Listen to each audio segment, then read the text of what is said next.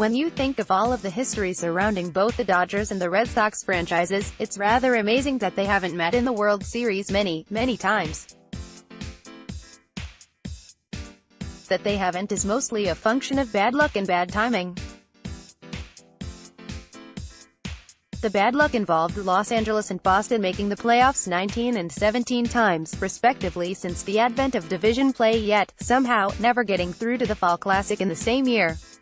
When you have anywhere between 4 and 10 playoff teams, stuff just has to break just right, I suppose, and it's never broken right for these venerable franchises at the same time in the last half-century.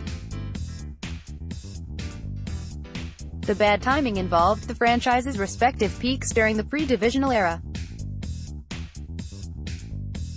During that period, the Dodgers were at their peak between the 1940s and the mid-1960s, winning 11 pennants in 26 seasons. They faced the Yankees in 8 of those World Series because the Yankees were, well, the Yankees. The Red Sox only won 1 pennant in that span, losing the World Series to the Cardinals in 1946, and were particularly bad during the Sandy Koufax-Don Drysdale era, finishing no better than 5th, and often worse, between 1959 and 1966, when the Dodgers won 4 pennants.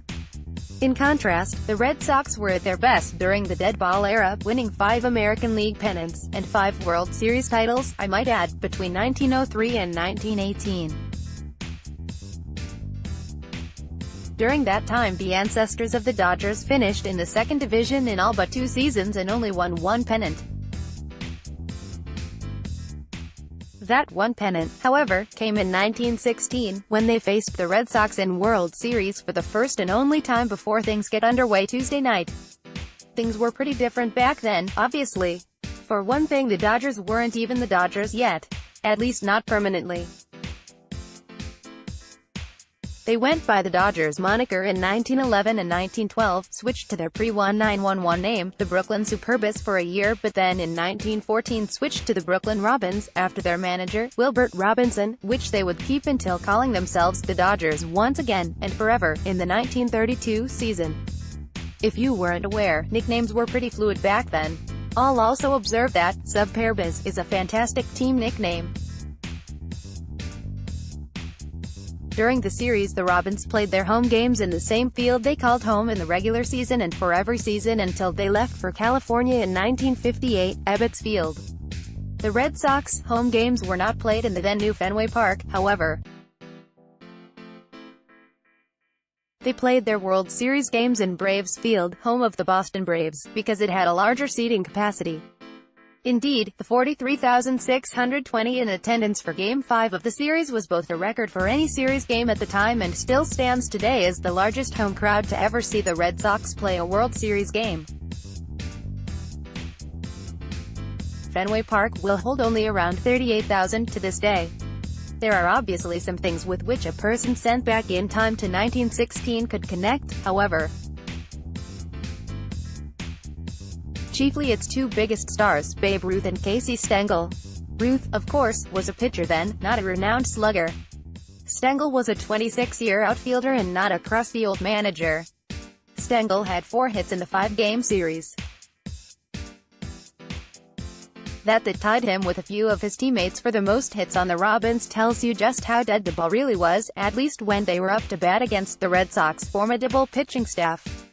For his part, Ruth appeared in only 1 game, Game 2, and did not get a hit, but after giving up a first-inning run as the game's starter, he shut Brooklyn out for the next 13 frames, leading the Sox to a 14-inning 2-1 victory. That game was a long one for the time too, 2 hours and 32 minutes.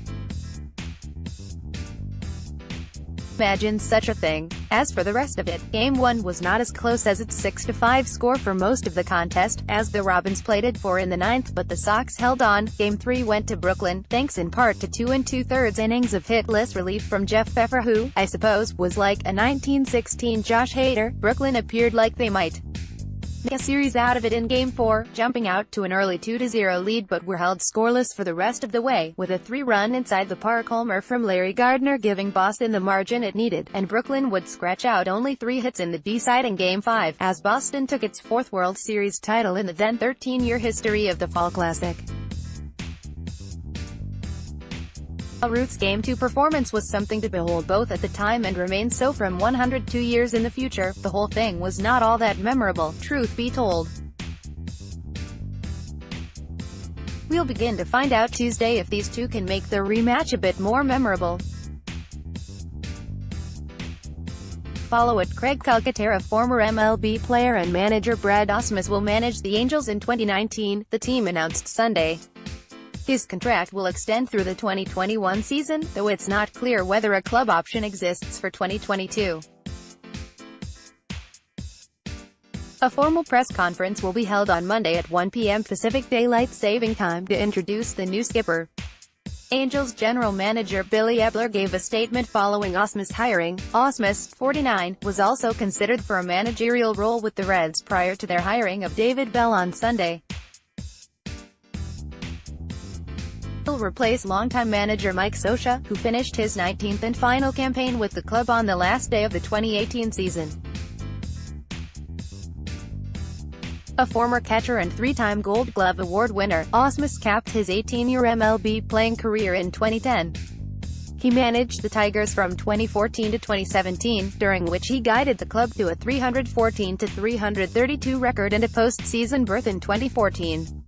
After the Tigers declined to offer the skipper an extension in 2018, he was hired as a special assistant to the Angels general manager, and remained in that role for the duration of the regular season.